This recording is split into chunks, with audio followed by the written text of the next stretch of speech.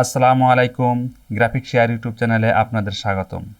সাথে আছি আমি মোহাম্মদ হাসান কবির, গ্রাফিক ডিজাইনার। ফিরে এলাম অ্যাডোবি ইলাস্ট্রেটরের basic to advance level full কোর্সের তৃতীয় ক্লাসে। বিগত 1 নম্বর এবং 2 নম্বর ক্লাসে আমরা শিখেছিলাম অ্যাডোবি ইলাস্ট্রেটরের প্রাথমিক শিক্ষামূলক খুবই গুরুত্বপূর্ণ কিছু বিষয়। যারা আমার ওই ভিডিওগুলো মিস করেছেন তারা অবশ্যই ওই ভিডিওগুলো দেখে আসবেন। আপনাদের সুবিধার্থে ডেসক্রিপশন বক্সে ওই ভিডিওগুলোর লিঙ্ক দেওয়া থাকবে, অথবা আই বাটনে ক্লিক করেও আপনারা ওই ভিডিওগুলো দেখে আসতে পারেন। বিগত ক্লাসগুলো আজকে এবং আগামীর ক্লাসের সাথে খুবই সম্পৃক্ত, তাই পিছনের ক্লাসের ধারাবাহিকতা ঠিক রেখেই আজকের ক্লাসে আমরা শিখতে যাচ্ছি অ্যাডোবি ইলাস্ট্রেটরের সিলেকশন টুল এবং রেক্ট্যাঙ্গেল টুলের ব্যবহার। আর আজকের ক্লাসটি নতুনদের জন্য খুবই গুরুত্বপূর্ণ, তাই সম্পূর্ণ ভিডিও মনোযোগ সহকারে দেখবেন এবং বেশি বেশি প্র্যাকটিস করবেন। আর আমার চ্যানেলটি যারা এখনও সাবস্ক্রাইব করেননি তারা অবশ্যই সাবস্ক্রাইব করে নেবেন, আর যারা অলরেডি সাবস্ক্রাইব করেছেন তাদেরকে অসংখ্য ধন্যবাদ। তবে চলুন যাওয়া যাক আজকের ক্লাসের মূল পর্বে।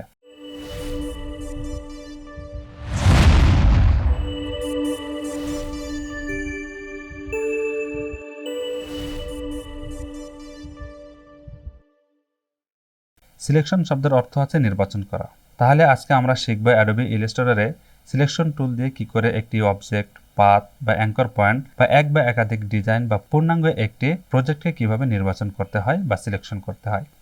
অ্যাডোবি ইলাস্ট্রেটরে সর্বমোট 87টি টুল আছে, যা 7টি ক্যাটাগরিতে ভাগ করা, যার মধ্যে সিলেকশন ক্যাটাগরিতে আছে 6টি টুলস, যেমন selection tool, direct selection tool, group selection tool, magic wand tool, lasso tool এবং আর্টবোর্ড টুল। ধারাবাহিকভাবে আমরা প্রত্যেকটি টুলসের কাজ শিখব। তবে প্রথমে আমরা সিলেকশন টুল দিয়ে কাজ শেখা শুরু করব, কারণ অ্যাডোবি ইলাস্ট্রেটরের 87 টুলসের মধ্যে সবচেয়ে বেশি ব্যবহার হয় সিলেকশন টুল। তবে চলুন যাওয়া যাক কম্পিউটার স্ক্রিনে। সিলেকশন টুলের ব্যবহার করার জন্য আমাদের যেহেতু যে কোনো একটি অবজেক্টের প্রয়োজন, সেক্ষেত্রে আমরা সর্বপ্রথমে একটি অবজেক্ট বা শেপ তৈরি করে নেব। আর একটি অবজেক্ট বা শেপ তৈরি করার জন্য সর্বপ্রথমে আমরা রেক্ট্যাঙ্গেল টুলের ব্যবহারটি শিখব। রেক্ট্যাঙ্গেল টুল দ্বারা স্কোয়ার, লেন্থি এবং স্ট্রাইপ বক্স তৈরি করতে পারবেন, বা যে কোনো মেজারমেন্টের চারকোনা আকৃতির যে কোনো বৃত্ত তৈরি করতে পারবেন। রেক্ট্যাঙ্গেল টুল সিলেকশন করার জন্য আপনি টুলবার থেকে এই রেক্ট্যাঙ্গেল টুলের উপরে মাউস ক্লিক করলেই রেক্ট্যাঙ্গেল টুল সিলেক্ট হয়ে যাবে, অথবা কিবোর্ড থেকে শুধুমাত্র এম প্রেস করলেই আপনার মাউসটি রেক্ট্যাঙ্গেল টুলে পরিবর্তন হয়ে যাবে। রেক্ট্যাঙ্গেল টুল সিলেক্ট করার পর আপনি মাউসের লেফট বাটন ক্লিক করে ধরে রেখে যদি আপনার মাউসটি নিচে অথবা উপরে বা যে কোনো সাইডে আপনি ড্র্যাগ করেন, তখন দেখবেন আপনার মাউসের সাথে একটি বক্স তৈরি হচ্ছে। এটাই একটি রেক্ট্যাঙ্গেল বা চারকোনা আকারের একটি বক্স। এভাবে আপনার মাউসটি ড্র্যাগ করে আপনি যেমন খুশি তেমন রেক্ট্যাঙ্গেল তৈরি করতে পারবেন। এরপর যদি আপনি মনে করেন আপনার রেক্ট্যাঙ্গেলটি চারকোনা আকারের স্কোয়ার, চতুর্দিকে সমান স্কোয়ারের একটি রেক্ট্যাঙ্গেল তৈরি করবেন, সেজন্য আপনি মাউসটি যখন ক্লিক করে ড্র্যাগ করবেন তখন যদি শিফট প্রেস করেন, কিবোর্ড থেকে শিফট প্রেস করেন, তখন দেখবেন আপনি আপনার মাউসটি যেমনই ড্র্যাগ করেন দেখবেন আপনার শেপটি চারকোনা আকারের স্কোয়ার শেপেই তৈরি হবে। এভাবে আপনি শিফট প্রেস করে চারকোনা আকারের স্কোয়ার শেপ তৈরি করতে পারবেন। আর যদি আপনি শিফট ছাড়া শুধু মাউসটি ড্র্যাগ করে কোনো রেক্ট্যাঙ্গেল তৈরি করেন, তখন সেটা নির্দিষ্ট কোনো স্কোয়ার শেপে হবে না, আপনি যেমন খুশি তেমন রেক্ট্যাঙ্গেল তৈরি করতে পারবেন। আর যদি মাউসটি ক্লিক করে ড্র্যাগ করার সময় আপনি শিফট সাথে ওয়াল্টার প্রেস করেন, তখন দেখবেন আপনার মাউসটি ড্র্যাগ করার সেন্টার পয়েন্ট থেকে চতুর্দিকে সমানভাবে আপনার স্কোয়ার বক্সটি বড় হচ্ছে। এভাবে আপনার সেন্টার পয়েন্টের চতুর্দিকে সমানভাবে স্কোয়ার শেপ তৈরি করতে পারবেন। আপনি যদি মাউসটি ক্লিক করে ড্র্যাগ করার সময় ওয়াল্টার প্রেস করেন, তখন দেখবেন আপনার মাউসটির ক্লিক করা সেন্টার পয়েন্ট থেকে আপনি যদি মাউসটি ডানে ড্র্যাগ করেন, তাহলে ডানে যতটুকু বাড়তেছে ঠিক আপনার বাম সাইডেও সেন্টার পয়েন্ট থেকে বাম সাইডেও ততটুকুই শেপটি বাড়বে। এবং আপনি যদি সেন্টার পয়েন্ট থেকে নিচের দিকে ড্র্যাগ করেন, নিচের দিকে যতটুকু বাড়তেছে উপরের দিকেও ততটুকুই আপনার শেপটি বাড়তেছে। এভাবে আপনি ওয়াল্টার প্রেস করে ডানে বামে এবং উপরে নিচে উভয় দিকে সমানভাবে কোনো শেপ তৈরি করতে পারবেন। এছাড়াও আপনি আপনার চাহিদা অনুপাতে নির্দিষ্ট মাপ দিয়ে যে কোনো শেপ আপনি তৈরি করতে পারবেন বা স্কোয়ার বক্স তৈরি করতে পারবেন। এজন্য আপনি মাউসের লেফট বাটনটি ক্লিক করলেই রেক্ট্যাঙ্গেল নামের একটি ডায়ালগ বক্স আপনার সামনে আসবে। এখন আপনি এখান থেকে ওয়াইড এবং হাইডের মেজারমেন্ট আপনার চাহিদা মতন রেখে আপনি একটি স্কোয়ার বা যে কোনো আকারের একটি বক্স তৈরি করতে পারবেন। যেমন আমি এখন যদি মনে করি আমি একটি ওয়াইডে 300 মিলি এবং হাইটে 200 মিলির একটি বক্স তৈরি করব। এর জন্য আমি ওয়াইডে 300 এবং হাইটে 200 মিলি লিখে ওকে প্রেস করলে আমার ওয়াইডে 300 এবং হাইটে 200 এই মাপের একটি বক্স তৈরি হয়ে গেল। আপনি ট্রান্সফর্ম থেকে আপনার মেজারমেন্টটি আপনি দেখে নিতে পারবেন আপনার স্কোয়ার বক্সটি কত আছে। তাছাড়া আপনি এখান থেকে ইচ্ছা করলে আপনার অবজেক্টের সাইজ পরিবর্তন করতে পারবেন। আমি 300 জায়গায় ইচ্ছা করলে 100 করতে পারি, বা 200 জায়গায় ইচ্ছা করলে আমি বেশি অথবা কমও করতে পারি, অর্থাৎ 200 জায়গায় আমি ইচ্ছা করলে 500 করে দিতে পারি। এখন আমার স্কোয়ার বক্সটি ওয়াইডে 100 মিলিমিটার এবং হাইটে 500 মিলিমিটার হয়ে গেছে।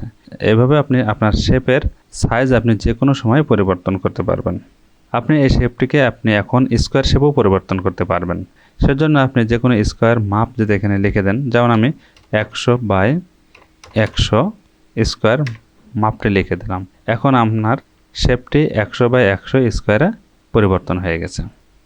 এভাবে আপনি যে কোনো শেপ তৈরি করার জন্য রেক্ট্যাঙ্গেল টুলটি সিলেক্ট করার পর মাউসের লেফট বাটন ক্লিক করলে আপনি রেক্ট্যাঙ্গেল ডায়ালগ বক্স থেকেও আপনি যে কোনো মাপের রেক্ট্যাঙ্গেল তৈরি করতে পারবেন, অথবা আপনার তৈরি করা রেক্ট্যাঙ্গেলটিকে যে কোনো সময় মাপ পরিবর্তনও ট্রান্সফর্ম থেকে করতে পারবেন। এতক্ষণে আমরা রেক্ট্যাঙ্গেল শেপ কিভাবে তৈরি করতে হয় সেটা শিখে নিলাম। এখন আমরা শিখব সিলেকশন টুলের ব্যবহার। সিলেকশন টুল সিলেক্ট করার জন্য আপনি সিলেকশন টুলের উপরে মাউস ক্লিক করতে পারেন, অথবা সিলেকশন টুলের শর্টকাট কিবোর্ড থেকে শুধুমাত্র ভি প্রেস করলেই আপনার মাউস কার্সারটি সিলেকশন টুলে পরিবর্তন হয়ে যাবে। কোনো অবজেক্টকে সিলেকশন করার জন্য আপনি মাউসটি ড্র্যাগ করে সেই অবজেক্টকে এভাবে সিলেকশন করতে পারেন, অথবা কোনো অবজেক্টের ফিল অথবা স্ট্রোকের উপরে ক্লিক করলে আপনি ওই অবজেক্টটিকে সিলেক্ট করতে পারবেন। সিলেকশন টুলের ব্যবহার পরিপূর্ণ শেখার জন্য আমরা সর্বপ্রথম ফিল অ্যান্ড স্ট্রোকের ব্যাপারটি ভালো করে জেনে নেই। ফিল অ্যান্ড স্ট্রোক হচ্ছে একটি অবজেক্টের প্যাডের মাঝে যে অংশটি থাকে সেই অবজেক্টটিকে ফিল বলে, এবং বাইরের যে অংশটি থাকে সেটাকে স্ট্রোক বা আউটলাইন বলে। যেমন এই অবজেক্টের বাইরে কোনো আউটলাইন নেই, কিন্তু শুধুমাত্র ফিলের অংশটা আছে, এবং এই অবজেক্টের প্যাডের মাঝটি খালি, কোনো কালার নাই, শুধুমাত্র বাইরের অংশ আউটলাইন বা স্ট্রোক আছে। আর এখানে আরেকটি অবজেক্ট আছে যে অবজেক্টের ফিল এবং স্ট্রোক কোনোটাই নাই, কিন্তু শুধুমাত্র ওই অবজেক্টের পাথ আছে।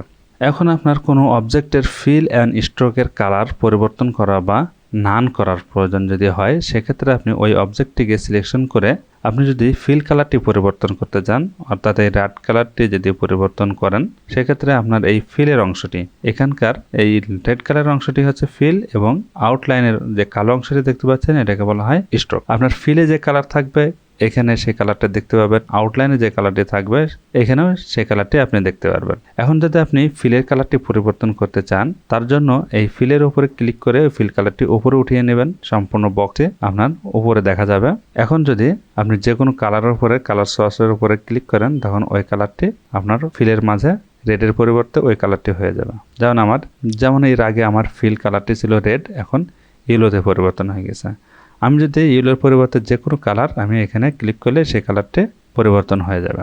আর যদি আপনি স্ট্রোকের কালারটি পরিবর্তন করতে চান, সেক্ষেত্রে স্ট্রোকের উপর ক্লিক করে আপনি এখন যে কোনো কালারের উপর ক্লিক করলেই আপনার স্ট্রোকের কালারটি পরিবর্তন হয়ে যাবে। এভাবেই আপনি স্ট্রোক অ্যান্ড ফিলের কালার পরিবর্তন করতে পারবেন। আর যদি আপনি কোনো অবজেক্টের ফিল অথবা স্ট্রোক কালার নান করতে চান, অর্থাৎ না রাখতে চান, তার জন্য যদি আপনি ফিল কালারটি না রাখতে চান, তাহলে ফিল কালারটি সিলেক্ট করে উপরে উঠিয়ে নেবেন এবং নান চিহ্নের উপরে ক্লিক করলেই আপনার ফিল কালারটি নান হয়ে যাবে। এখন আপনার অবজেক্টের মাঝে কোনো ফিল কালার দেখতে পাবেন না। এভাবে যদি আপনি স্ট্রোক কালারের উপরে ক্লিক করে নান চিহ্নের উপরে ক্লিক করেন, তাহলে দেখবেন আপনার স্ট্রোক কালারটি নান হয়ে গেছে। এখন আপনার অবজেক্টের মাঝে ফিলও নাই, স্ট্রোকও নাই। কোনো অবজেক্টে সিলেক্ট করার পর আপনি এখানে দেখলেই বুঝতে পারবেন যে আপনার ওই অবজেক্টে কোনো ফিল বা স্ট্রোক আছে কিনা। যেমন এই অবজেক্টের কোনো স্ট্রোক নাই বা আউটলাইন নাই, দেখেন আউটলাইনের ঘরটি সাদা রেড ক্রস হয়ে আছে, কোনো স্ট্রোক নাই। তেমনই যদি আপনি এই অবজেক্টটি সিলেক্ট করেন, তখন দেখবেন আপনার স্ট্রোকের মাঝে কালো কালার আছে, কিন্তু ফিলটি নান হয়ে আছে, অর্থাৎ ফিলের মাঝে কোনো রং নাই। আর যদি আপনি কোনো অবজেক্টে সিলেকশন করার পর দেখেন স্ট্রোক এবং ফিল উভয়ে কোনো কালার না থাকে, অর্থাৎ শুধুমাত্র পাথ আছে, সেটার ফিল অ্যান্ড স্ট্রোক উভয়টি নান দেখতে পাবেন। যাই হোক, আমরা ফিরে আসি সিলেকশন টুলের ব্যবহারে। আপনি কোনো অবজেক্টকে সিলেকশন করার জন্য যেমন সেই অবজেক্টটি ড্র্যাগ করে সিলেকশন করতে পারেন, অথবা ফিলের উপর ক্লিক করলেও আপনার অবজেক্টটি সিলেকশন হবে, এবং স্ট্রোকের উপর ক্লিক করলেও আপনার স্ট্রোকওয়ালা অবজেক্টে সিলেকশন হয়ে যাবে। আর আপনি যদি কোনো এরিয়া ড্র্যাগ করেন আর ওই এরিয়ার ভিতরে যদি কোনো পাথ থাকে, কোনো অবজেক্ট থাকে, তাহলে ওই পাথ বা অবজেক্টটিকে সিলেক্ট হয়ে যাবে। এভাবে আপনি সিলেকশন টুল দ্বারা ড্র্যাগ করে অথবা সিঙ্গেল একটি একটি করে ক্লিক করে আপনি সিলেক্ট করতে পারেন। এভাবে যদি আপনি মাউসটি একাধিক অবজেক্টের উপরে একবারে যদি ড্র্যাগ করেন, তাহলে আপনি ড্র্যাগ করা এরিয়ার মাঝে যে কয়টি অবজেক্ট থাকবে সে কয়টি একবারে সিলেকশন হয়ে যাবে। তাছাড়া যদি আপনি কন্ট্রোল এ প্রেস করেন, তাহলে দেখবেন আপনার সমস্ত অবজেক্টগুলো একবারে সিলেক্ট হয়ে গেছে। এতক্ষণে আমরা কোনো অবজেক্টের ফিল, স্ট্রোক এবং শুধুমাত্র পাথ কিভাবে সিলেকশন করতে হয় সেটা দেখলাম।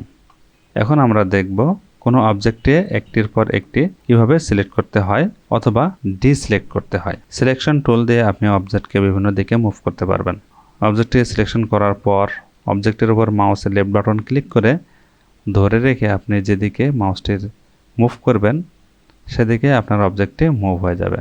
যেখানে নিজে আপনার মাউসটি রিলিজ করে দিবেন বা মাউসের লেফট বাটনটি ছেড়ে দিবেন, সেখানে আপনার অবজেক্টটি মুভ হয়ে যাবে। এভাবে খুব সহজে আপনি মাউস দিয়ে আপনার অবজেক্টকে বিভিন্ন জায়গায় মুভ করতে পারবেন। আর যদি আপনি অবজেক্টটি মুভ করার সময় শিফট প্রেস করেন, তখন দেখবেন আপনার অবজেক্টটি 90 ডিগ্রি অ্যাঙ্গেল অথবা 45 ডিগ্রি অ্যাঙ্গেলে আপনার অবজেক্টটি মুভ হচ্ছে। এভাবে আপনি সোজাসুজি কোনো কিছু মুভ করার ক্ষেত্রে আপনি শিফট প্রেস করে আপনার অবজেক্টটি আপনি মুভ করতে পারেন, অথবা 45 ডিগ্রি অ্যাঙ্গেলেও আপনি আপনার অবজেক্টটিকে এভাবেই মুভ করতে পারবেন। আর যদি আপনি অবজেক্টটি মুভ করার সময় ওয়াল্টার প্রেস করেন, তখন দেখবেন আপনার অবজেক্টটি কপি হচ্ছে।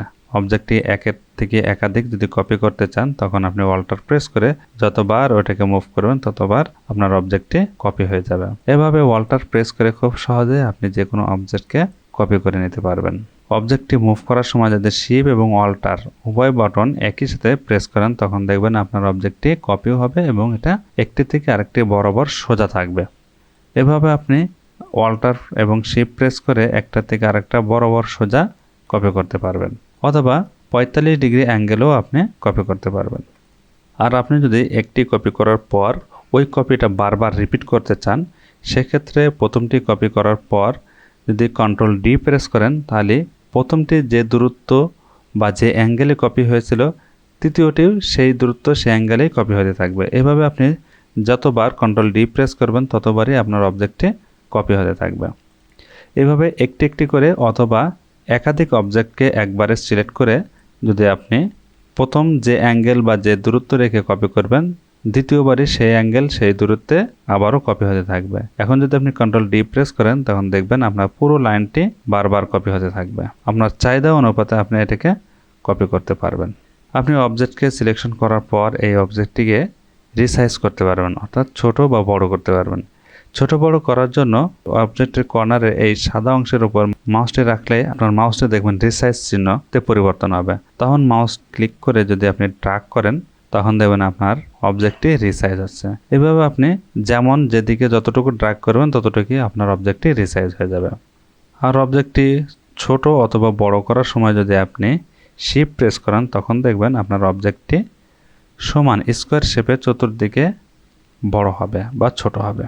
আর অবজেক্টটি বড় করার সময় যদি শুধু ওয়াল্টার প্রেস করেন, তখন দেখবেন আপনি অবজেক্টটি ডানে যতটুকু বড় করবেন ঠিক বিপরীত সাইডেও ততটুকুই বড় হবে। এভাবে আপনি ওয়াল্টার প্রেস করে আপনি নিচে উপরে বা যে কোনো বিপরীত সাইডে সমানভাবে ছোট বড় করতে পারবেন। এবং অল্টারের সাথে যদি শিফট প্রেস করেন, তখন দেখবেন আপনার অবজেক্টের সেন্টার পয়েন্ট থেকে চতুর্দিকে সমানভাবে ছোট করতে পারবেন অথবা বড় করতে পারবেন। এভাবে আপনি অবজেক্টকে ছোট বড় বিভিন্ন সাইজে রিসাইজ করতে পারবেন।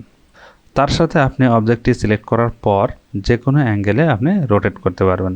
আর রোটেট করার জন্য আপনার মাউস কার্সারটি অবজেক্টের কর্নারে রাখলে দেখবেন আপনার মাউসটি টিল বা কাত চিহ্নে পরিবর্তন হয়ে গেছে। তখন আপনি মাউসটি ক্লিক করে যদি মুভ করেন, তখন যেদিকে মুভ করবেন সেদিকে আপনার অবজেক্টটি রোটেট হতে থাকবে। এভাবে আপনি আপনার চাহিদা মতন অবজেক্টটিকে রোটেট করতে পারবেন। যে কোনো অ্যাঙ্গেলে রোটেট করে আপনি আপনার অবজেক্টটিকে ব্যবহার করতে পারবেন। আর আপনার অবজেক্টটি রোটেট করার সময় যদি শিফট প্রেস করেন, তখন দেখবেন 90 ডিগ্রি অথবা 45 ডিগ্রি অ্যাঙ্গেলে আপনার অবজেক্টটি রোটেট হচ্ছে। এভাবে শিফট প্রেস করে 90 অথবা 45 ডিগ্রি অ্যাঙ্গেলে আপনার অবজেক্টটিকে রোটেট করতে পারবেন। আর শিফট ছাড়া আপনি যদি রোটেট করতে চান, তাহলে আপনার চাহিদা অনুমতি যে কোনো শেপে আপনি রোটেট করে নিতে পারবেন। যাই হোক বন্ধুরা, আমরা সিলেকশন টুলের বিভিন্ন ধরনের ব্যবহার আমরা শিখে নিলাম। সিলেকশন টুলের আরও অনেক ব্যবহার আমরা আগামীতে বিভিন্ন কাজের মাঝে আস্তে আস্তে শিখতে থাকব। আজকের ভিডিওতে রেক্ট্যাঙ্গেল টুল এবং সিলেকশন টুল নিয়ে যথেষ্ট আলোচনা হয়েছে। আগামীর ক্লাসগুলোতে সিলেকশন টুল এবং রেক্ট্যাঙ্গেল টুল নিয়ে আমরা আরও অনেক ব্যবহার দেখতে পাবো। আমি মনে করি আজকের ক্লাস এ পর্যন্তই যথেষ্ট, কারণ এর চেয়ে বেশি কিছু আলোচনা করলে নতুনদের জন্য শিখতে একটু কষ্ট হয়ে যেতে পারে। গ্রাফিক ডিজাইন পরিপূর্ণ শিখতে হলে আপনাকে অল্প অল্প শিখতে হবে, বেশি বেশি প্র্যাকটিস করতে হবে। আজকের ক্লাস নিয়ে কোনো প্রশ্ন থাকলে অবশ্যই কমেন্ট বক্সে জানাবেন। আর এই ভিডিওটি ভালো লাগলে অবশ্যই একটি লাইক দিবেন, বেশি বেশি শেয়ার করবেন। আপনাদের শুভকামনায় আসসালামু আলাইকুম।